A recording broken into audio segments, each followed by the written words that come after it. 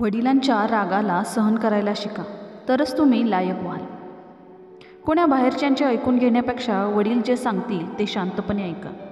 वडिलांच्या समोर आवाज वाढवून बोलू नका, नम्रतेने बोला. वडिलांचा आदर करा, त्यामुळे तुमची मुले तुमचा आदर करायला शिकतील, अन्यथा नाही. वडिलांचा सन्मान करा, यातच तुमचे भले होणार आहे. वडिलांचे म्हणणे ऐका, तुम्ही नक्कीच खुश राहाल. वडिलांच्या समोर तुमची नजर झुकवून बोला.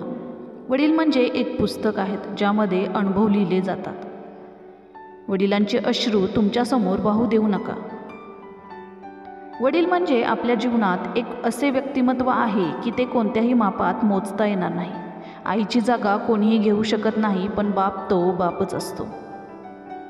आईच्या पायाखाली स्वर्ग आहे, पण बाप त्या स्वर्गाचा दरवाजा असतो. विचार करा, जर हे दरवाजे उघडले नाही तर स्वर्गात प्रवेश कसा मिळवाल? बाप मग तो शिक्षित असो वा अशिक्षित, अडाणी, ज्याला उन्हातानात सुद्धा मुलाच्या जीवनाचे कल्याण करण्याची काळजी असते. तुम्ही स्थिर स्थावर झाल्याशिवाय बापाला चैन पडत नाही. वडील रागट असो वा व्यसनी, पण आपल्या मुलांना प्रेम करण्यात तो कधीच कमी पडत नाही. रागवलेला बाप शांत झाला की त्याचा जीव मुलाला पाहण्यासाठी कासावीस होतो. हे बाप झाल्याशिवाय कळतच नाही. लक्षात ठेवा, सूर्य आगीचा गोळा आहे, धगधगता अग्नी आहे, पण मावळला की सर्वत्र अंधार आहे. म्हणूनच म्हणतात ना, बाप बापच असतो. आईसारखेच बापाची जागासुद्धा कोणालाही घेता येत नाही. मन दडपून मुलांना सुखात ठेवण्यासाठी वरून आनंदित आणि हृदय पिळवटून रडणारा बाप कोणालाही कळणार नाही.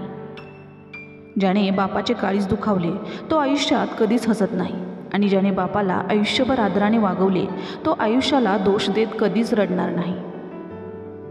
आपल्या वडिलांना मान सन्मान देऊन बघा, आयुष्यात कधी काहीच कमी पडणार नाही, हे लक्षात ठेवा. आशा करते तुम्हाला हा व्हिडिओ आवडला असेल. व्हिडिओ आवडला तर व्हिडिओला लाईक आणि चॅनलला सबस्क्राईब नक्की करा. धन्यवाद.